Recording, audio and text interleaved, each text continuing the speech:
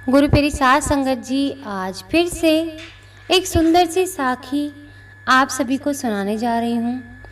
गुरु प्यारी साध संगत जी, आज की जो साखी है वो रिश्ते निभाने के ऊपर है कि रिश्ते निभाओ तो दिल से निभाओ, वरना मतलब के लिए रिश्ते मत जोड़ो, मतलब के लिए रिश्ता मत निभाओ। बहुत पाप लगता है जब हम मतलब के लिए रिश्ते निभाते हैं। इंसान बड़ा अजीब होता है, भगवान को खुश करने के लिए अगरबत्तियाँ लेके आता है, लेकिन उसकी खुशबू अपनी खुशी के लिए पसंद करता है, अपनी पसंद से लेकर आता है उसकी खुशबू। तो आइए गुरु प्यारी साध संगत जी, सुनते हैं आज की ये सुंदर सी साखी। ये कहानी है एक सैनिक की, जिसकी नौकरी दूसरे देश में लगी होती है। तो गुरु प्यारी साध संगत जी, जिस देश में वो रह रहा होता है, जहाँ पर वो जिस देश की रक्षा कर रहा होता है, उस देश की किसी दूसरे देश से लड़ाई हो जाती है। युद्ध छिड़ता है, काफ़ी समय तक चलता है। उस सैनिक के माँ बाप घर पर उस सैनिक की फ़ोन कॉल का इंतज़ार कर रहे होते हैं, क्योंकि युद्ध को बहुत समय हो जाता है। कोई कॉल नहीं आती, कोई चिट्ठी, कोई खबर नहीं आती। माँ बाप बहुत घबराए से रहते हैं। बहुत समय के बाद टीवी पर न्यूज़ आती है कि उन दोनों देशों में युद्ध ख़त्म हो गया है।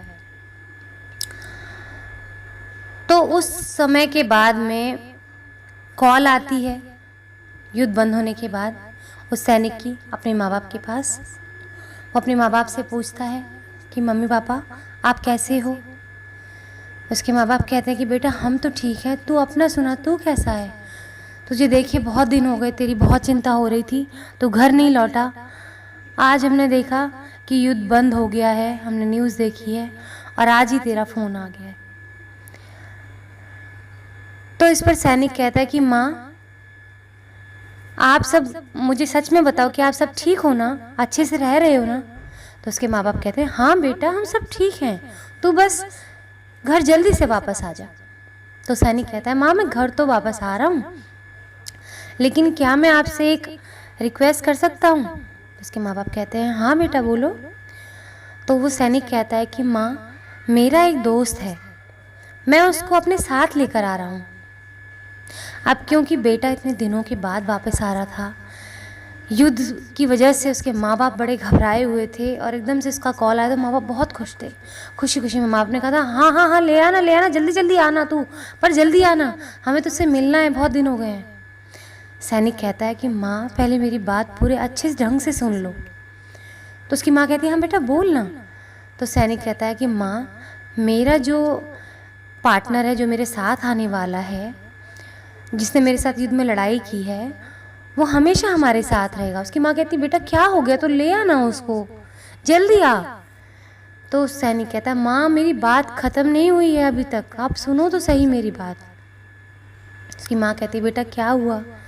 सैनिक कहता है माँ मेरा जो पार्टनर है उसकी युद्ध में लड़ाई करते करते एक टांग और एक हाथ चला गया है, वो अब अपाहिज हो गया है, क्या मैं उसको अपने साथ ले आऊँ। उसके माँ बाप थोड़ी सी चुप्पी साध के कहते हैं कि बेटा, इतना कहते ही हैं कि सैनिक कहता है कि माँ चुप क्यों हो गए, बोलो ना, ऐसे क्यों कह रहे हो। उसकी माँ कहती है बेटा उसको वहीं ले आओ ना, क्यों सिरदर्दी मोल ले रहे हो। तो उसकी माँ की बात पे सैनिक कहता है माँ ऐसा क्यों कह रही हो। कहती है बेटा और क्या कहूँ, वो यहाँ पर आकर हमारे लिए बोझ ही तो बनेगा, उसको मत लेकर आ, तू आ जा बस वापस। ये सुनते ही सैनिक ने फ़ोन काट दिया।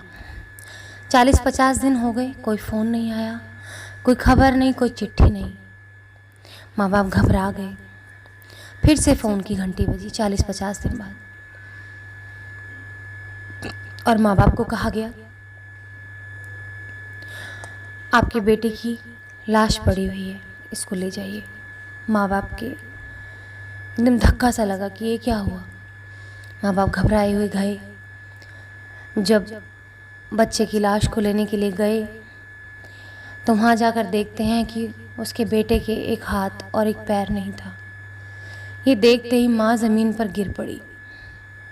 बाप फूट फूट कर रोने लगा, छाती पीट कर दोनों रोने लगे और कहते कि हमारी कितनी बड़ी गलती है, काश कि हमने अपने बच्चे को ना रोका होता उसके दोस्त को लाने के लिए।